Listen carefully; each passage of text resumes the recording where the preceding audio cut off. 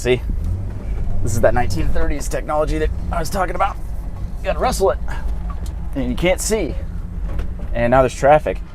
Hey guys, what's up? It's Elliott, and I am here at Worldwide Auctioneers in this fantastic Lingenfelter Z06 Corvette. I figured it was a good car to start with because, well, I've got the Corvette shoes on, so we might as well start with the Corvette. Now, like I said, I'm here at Worldwide Auctioneers, and they're having this huge auction here in Auburn, Indiana, and they have a lot of cars, and I want to show you some of the coolest ones. And as you can tell, I actually have a camera guy today, so this video is going to turn out all right.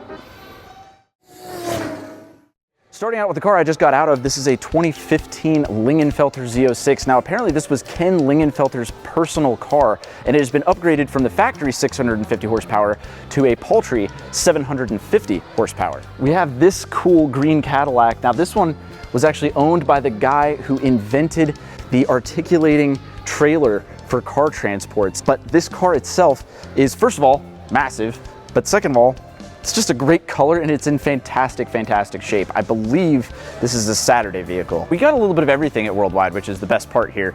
And like I said, you got old cars, new cars. This is a Ferrari 575 Maranello. And this was one of the last of the front engine V12 single clutch cars. But this car you might recognize from Bad Boys 2. I don't believe this was the actual car, but this is the car Will Smith had in a really awesome chase scene. And it's cool to see here. I mean, like I said, right here you've got a DeSoto Airflow from the 30s, and right behind it, a modern-ish Ferrari. They really have something for everybody here at Worldwide Auctioneers. But let's keep walking around and see what else we can find. We've got a Sunbeam Tiger, a Maserati Ghibli. Now, we all know the Ghibli these days as kind of a Chrysler failure, but this is what the Ghibli came from and used to be. This was the epitome of style, and you guys know I'm a Maserati man, and this thing is no exception. This is one of the nicest Ghiblis I have ever seen. Oh. And I already have a Cobra. That sounds pretty good. Let's keep moving on. Like I said, they've got something for everybody. And if you look around, this venue alone is often used as a wedding venue, but it makes a great presentation for auction vehicles as well. This Cobra is fantastic. It's a brushed aluminum, so it's like not painted, but then it has stripes that are polished aluminum. So the whole thing has stripes and kind of has a paint job without having a paint job. And it's just the coolest thing. Like if I was gonna get a Cobra, I think this is the way I would do it. And speaking of things with stripes, here's something else that a lot of people love. A Shelby Series 1. Now these in recent history have been going up in value like crazy, and they're just a great looking car. Yes, you could say it's just kind of a gussied up Mustang, but if you really know anything about these, there's actually a lot more to them, and they're just a sight to behold. I don't think they made that many of them to begin with, and that's why they still go for like $120,000, $130,000, which is just bonkers from a car from the early 2000s. The real Mustang part of these is not so much the chassis and the engine, but once you get to the interior, you're like, ah, there's all your SN95 Mustang stuff, from the door cards, the radio, every single knob and interior piece in here is just early 2000s Mustang, which is kind of let down for me, but it doesn't matter because the outside of it looks cool and it does actually have the performance to match. Now coming into this main area here, this is where the cars start to get really good. Starting with this boat tail Auburn Speedster, and I mean, if you can't tell just from the boat tail design of it, this thing is breathtaking. And as the name implies, made right here in Auburn, Indiana. Over here, at first glance, looked to me just like a no option Ford GT. No stripes, it doesn't have the BBS wheels, but if you look closer, this is actually a real prototype Ford GT. And not just that, this is the very first car used in testing that was able to hit 200 miles an hour. So it's actually a very significant car in the Ford GT process. And you can kind of tell it was a prototype because it looks like it's actually been driven. Most of these are just absolutely pristine, but not this one. This one's got nicks and dings, and you can tell it's got wear on the seats. And even the steering wheel has the Ford logo taped over. This is a real car. Now, what's really fascinating about this is most prototype cars are sold bill of sale only. They don't have a VIN, and most of them are crushed. But this one was able to escape both of those things. Not only was it not crushed, but it has a real VIN, and this car is registerable and titleable and everything. This is a real Ford GT that just was a prototype. This is a fascinating car, and I can't wait to see what it goes for. There's an anniversary Countach, just like Tyler Hoover has, except this one has the wing delete. Over here though is when things definitely start to get in my wheelhouse. This is an absolutely perfect 1958 Corvette that's been restored for NCRS, which means it's perfect. But this one's a fuel-injected 1958, which means it's the best one you could have gotten at the time. And then this one is the best one of those because it's been judged to be perfect. The collection isn't just all pre-war cars. We actually have a lot of cool modern stuff like this, an M4 GTS, which if you can see in the back there, has the cool factory roll cage, and this thing's water injected. These things are absolutely bonkers, and I can't believe they ever made them and sold them here in the US. Here, we have a 911R, and if you know anything about Porsches, this predates the 911 Touring. They came out with these, they've only made 991 of them, and it's basically a GT3 with none of the wing and all that other stuff, but it's still manual, still has the GT3 motor, 500 naturally aspirated horsepower. But these were kind of one of the first cars that Porsche enthusiasts had a problem flipping. They bought them, they flipped them, and Porsche just kind of devalued them all by making the GT3 Touring. Now in recent memory, people have come up and said, you know what, the 911R is actually worth something. It's actually pretty special now that the GT3 Touring is so common. So it's really cool to see one of these here, and I'm excited to see what it goes for. Speaking of sights to behold, look what's behind me rotating, a 300 SL Gullwing. And the special thing about these, other than the fact that these are all $1 million cars, is that this is the only one in existence known to be this color. It's on the rotating assembly for a reason, because every single angle of it is an absolutely stunning angle. There really is no bad way to look at a 300 SL Gullwing. Wow, just look at it.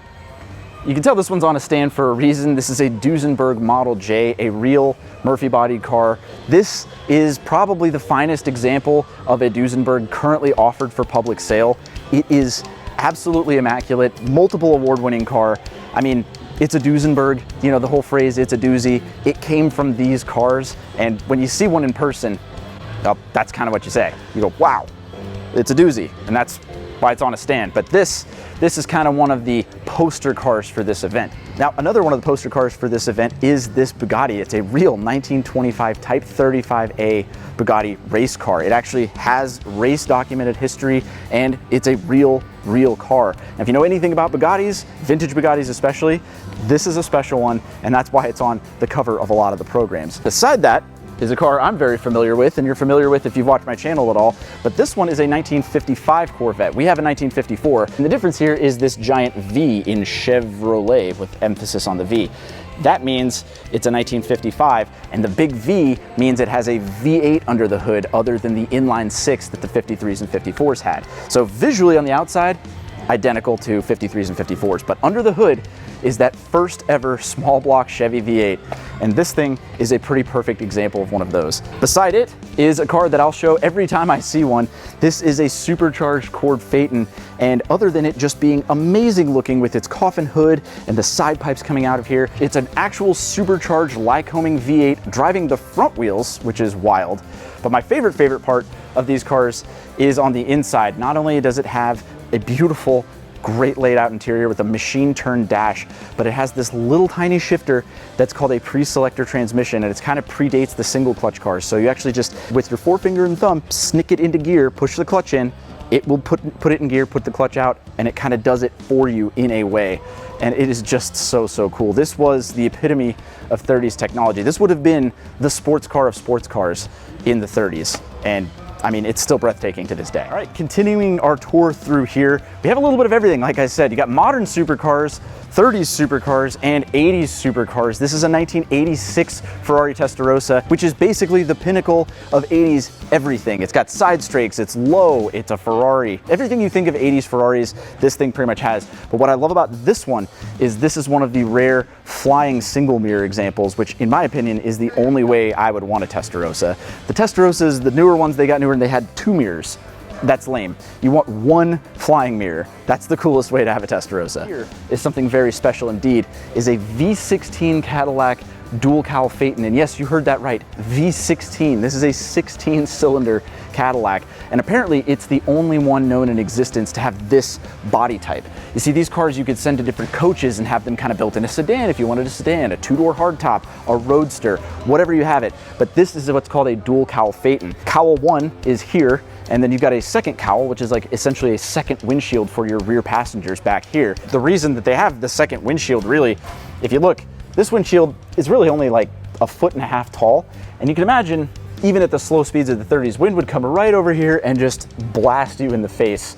And let me tell you this, if you're riding in a V16 Cadillac, you were a very rich person, even if you were sitting in the back, because actually you're probably richer if you're sitting in the back. And that being said, you don't want to get blasted in the face by wind. You just done your hair, you just powdered your wig. The point is, the second windshield made all the difference for the rich. And you know, you could actually just arrive to your destination both in style and hair intact. Speaking of cars that packed many cylinders and were made in the Depression, this is a 1932 Packard Twin Six Cabriolet. And Twin Six is exactly what it sounds like. That means it has a V12. Why they called it a Twin Six, I don't actually know. But the fascinating thing about this one is that it's only one of 10 ever known to be built, and I believe one of 6 known to be remaining. And that's not very many. To make 10 of something almost 100 years ago and have only 6 remaining at all is absolutely ridiculous. But this has a lot of one-off stuff on it. For example, these are actually 18-inch wheels, and they're called artillery wheels, both the style and, well, they're wooden. But that's apparently the only known existing set. Every other Packard had 17-inch artillery wheels, but because this was the big daddy of the Packards, this one got the 18-inch set. In addition to those wheels, I mean, they have all these other cool things. These front lamps actually turn with the front wheels. Now, that's a technology that everyone goes, ooh, ah, about today. And this car had it in the 30s. Now, of course, you would need it because these headlights are just so incredibly dim. If you've ever turned on headlights on anything before, I don't know, 1965, it's like holding a candle out in front of the road. It really does nothing. So having these headlights that actually turn with the wheels would have made all of the difference in the world, especially because, as you notice, the driver is like 12 feet away from the front of this car.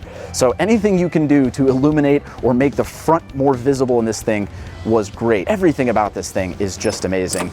Now, I am allowed to be touching it. I know, look, you're not supposed to be doing this at car shows. You're not supposed to go up and grab the cars, but I am allowed.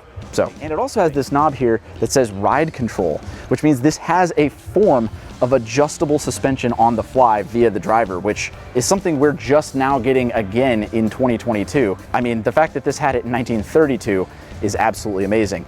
Now, these doors here are like 3 inches thick, and when you close this thing, it's the best bank vault sound in the world.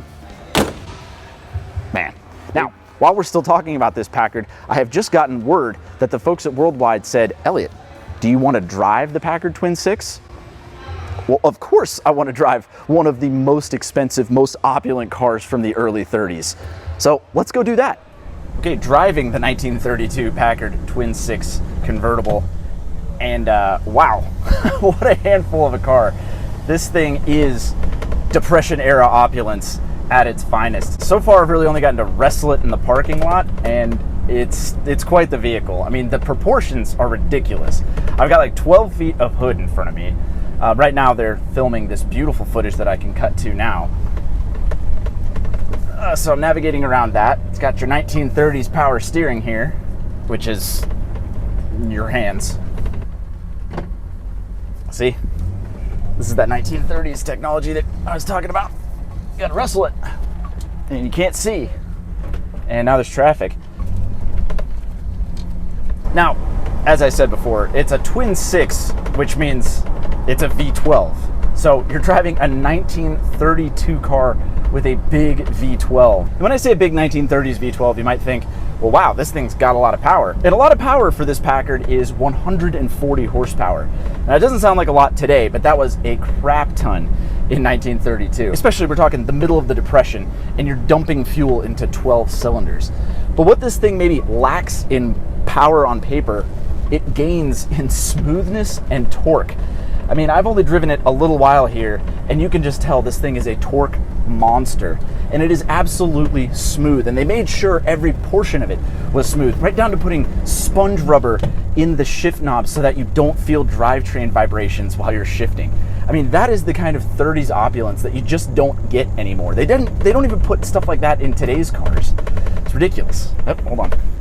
Man, the brakes work fantastically in this thing.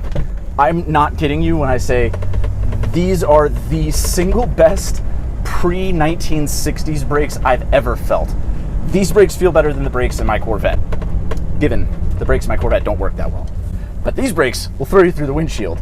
And that's because they are power-assisted mechanical brakes, which was something very, very fancy for the 1930s. But you can imagine rolling up in this thing in the 30s, in the middle of the Depression. Most of the country is struggling, and here you are in the fanciest, biggest V12 on the planet. It might have been quite a rude statement to pull up in it, but wow, what a vehicle, and what an opportunity to get to drive this thing. I can't wait to see this thing go across the block on Saturday.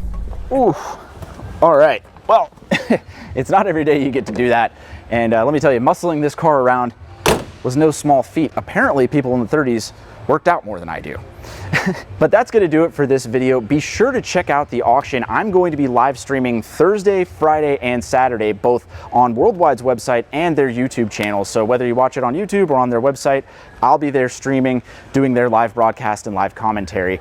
As always, thank you guys for watching. Follow me on all my normal social medias flashing below here, and I will see you guys on the next video. Selling tonight if you ever wanted one. 375, 400,000. At 375, it'd have been 400. I'll take 390 once. At 390 twice. Third and final call. Are you all done? Sold 375. Bingo. 412, 412. Ugh. See, it's 1930s power steering. Just your arms. Ugh. This would not be the car for autocross.